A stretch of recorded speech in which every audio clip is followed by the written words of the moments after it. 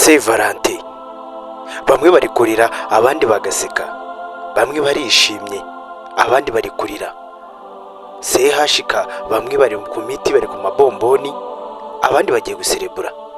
Mbabara gato umanze urebe ino video, tega amatwi ntujye kure.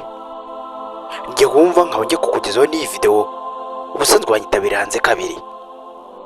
Nyaboneka niba ari bwo bwa mbere ugeze hano, uri gukora subscribe, share, comment, like. Ndabakunda cyane. Oya, irageze Saint Valentin. Aho watumye kaka kwishura ngo nta mwanya canke apeti ndabifitiye, azokwizanira ku bwa surprise umufitiye. Irageze Saint Valentin. Aho uzokwanika amenyo mu kumutera inda, hamuka azokwanura isomo wisanze muri mpimba. Saint Valentin y'abakunda na cyababeshana. Ntibaguhende ngo niyo kuryamana mutarubakana. My sister, kugufukamira haguhisha ugwe. Ntibisigura ko ari wowe azopfukamira kwambika impeta. My bro, kugusomagura akaguha byose ngo nujye. Ntibisigura ko azokwihanganira waherewe ku. Abantu benshi bagiye bafata Saint Valentin bakayitiranya. Inda nyinshi, gutwita kwici. Kukunda kuvuka kuri uyu munsi wa Saint Valentin bitewe n'uburyo abana b'abakobwa biyandarika. Ni umunsi ngo batangireho urukundo bagatanga n'ubuzima bwabo bwose. Ni nawe munsi banduriraho indwara nyinshi cyane. Yewe, uyu munsi wa Saint Valentin wari uw'amateka, aho umukobwa aba yarakubesha urukundo cyangwa se yarakubwiye ko agukunda ariko ukanga kubyemera, ukavuga ati ngaho niba hari uko ugira ukuntu nkunda nawe bigaragaze. Nta kindi umuhungu aba ari kukubwira ngo ugaragaze usibye kuba waryamana nawe.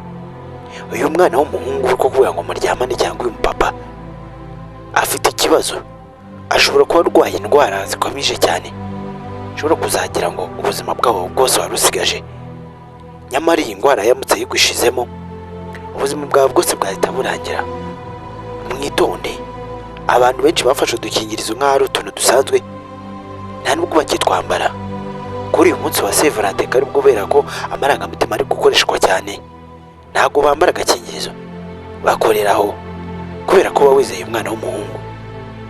Nyamara uyu mwana w'umuhungu nubwo mwizeye, ntabwo uzi ikibazo afite mu mubiri we. Mwirinde rero mwa bakobwa mwe, namwe mwa bahungu mwe. Ushobora kwishimira ngo umukobwa uyu munsi kuri Saint Valentin nibwo ari bwaguye neza, akaba akuzaniye sida ya kabutindi, uzabana nayo imyaka yose usigaje kuri iyi si.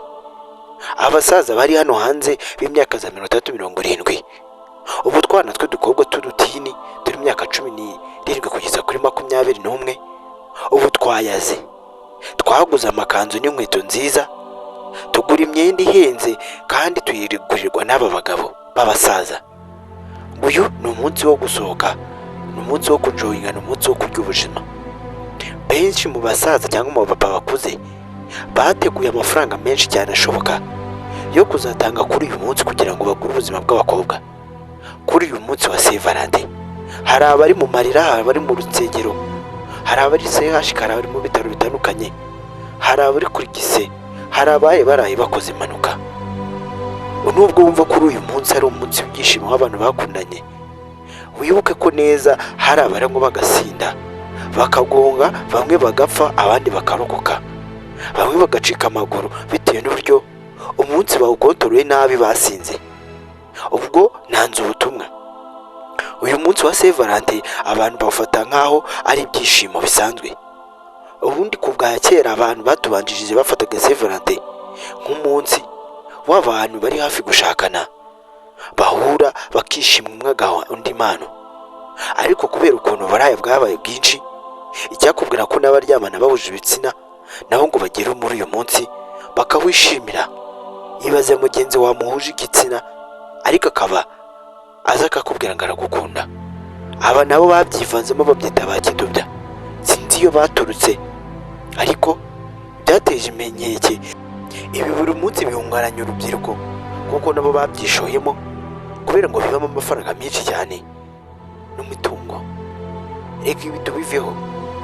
Hari benshi rero muri aka kanya tuvugana, bamwe bamaje kujya muri koma kubera ko bamaje kubengwa, bamaje no gutegwa akadobo.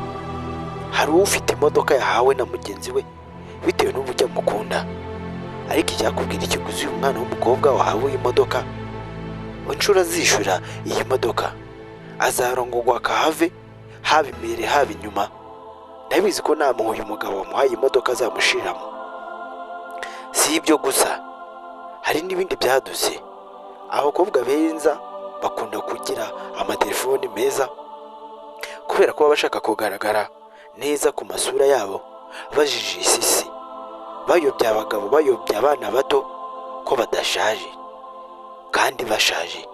Izi telefoni badukorera buri munsi uko bwije n'uko bukeye, ubusanzwe izi telefone ziba zirenze. Iyi fone iyo wifotoye warangiza ugashira ku nkoranyambuga, umuntu ashobora kukureba akagira ngo uracyari muto kandi uri igicecuru, uri igisaza, usibye sikikiri nimwe ifoto. Aba bana b'abakobwa rero bakururwa n'aya mafoto, aho batanga imibiri yabo, bagatanga imibiri yabo bakaryamana n'abagabo bakuze, yewe bakemera bagakora n'uburaya. Ibaza ikintu gituma umukobwa ava hano mu Rwanda akajya Dubai akajya kuryamana n'abagabo bagera kuri 25 kugira telefone azaza yizanye. Nibyo koko uyu mwana w'umukobwa nubwo hatikirira agasiga ubuzima n'umubiri we, telefone aza yizanye da, ntago ayisiga. Hari benshi bari mu ngorero zabo ubu ngubu intambara ntiziribuze kurema, aho umugabo ari busohoke akaza gutungurwa n'umugore muri hejuru yasohokanye undi mukobwa witwa indaya cyangwa se inshoreke cyangwa se indangamirwa. Kubera ko indangamirwa izi neza ko uyu mugabo afite urugo, ikoresha ibishoboka byose kugira ngo umugabo aze guta urugo, ubundi ajye hanze ahure nayo bakora ibyo bakora. Ubundi uyu mugabo atanga amafaranga agura umubiri w'uyu mukobwa, yewe ubundi nawe abona amafaranga mu rugo, agasiga mu rugo ari inzara gusa, akemera umushahara wose akawurunda kuri indangamirwa kugira ngo abone umupori n'ibindi byose n'andi mazina babyita, ariko byose ni ubusambanyi. Si icyo cyatuzinduye, ahubwo ndongera kwibutsa buri muntu wese uri buryamane n'umugabo cyangwa n'umusore, yibuke kabiri cyangwa atekereze kabiri. Uyu ni umunsi uvaho inda zidateganyijwe. Uyu ni umunsi abakobwa babyara abana batabipanze. Uyu ni umunsi ukunda kubera ibibazo byinshi cyane. Abafite utubari tuba twuzuye kubera ko haba hari ibirori bitandukanye by'inshimisha mubiri. Amaroji kuri uyu munsi ugiye gushaka roji utarayibukinze nyuma y'iminsi, mbere y'iminsi 6, ubu ntiwayibona. Haruzuye, bamwe banarayemo, hari abavuye mu nkengero z'imijyi no mu ntara hose baje kwijiza uyu munsi mukuru, ndetse ngo wabakundanye Kigali. Hari abakobwa bari kuva mu cyaro baje Kigali kureba abagabo babo inshoreke. Ubu ngubu bose kubera ko baba bazi ko umusore yavuze ati wenda mbana n'ababyeyi cyangwa mfite umugore, ubu amaroji aruzuye. Ubu ngubu ni mu kanya nka 5 z'ijoro baba bari kubabagagura inyama bashira ku ruhande, ariko ingwara bazandura. Uzarebe ku itariki ya mbere y'ukwezi kwa 3 abakobwa bazajya kwa muganga baje kwipimisha niba ari bazima niba badatwite.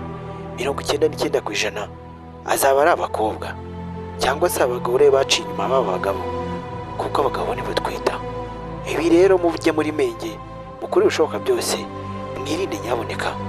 Yewe simbagirwa kuko sinababyaye, ahubwo byazambabaza nanjye kuko mwazangira mukanyanduza izo ndwara. Mu izina rya Yesu ndabasengeye, nimusambane mudakoresha agakingirizo cyangwa mugure ibinini bituma umuntu adasama. Nge yarebera hanze kabiri. Ndabakunda cyane. Wibuke gukora subscribe, share, comment, like.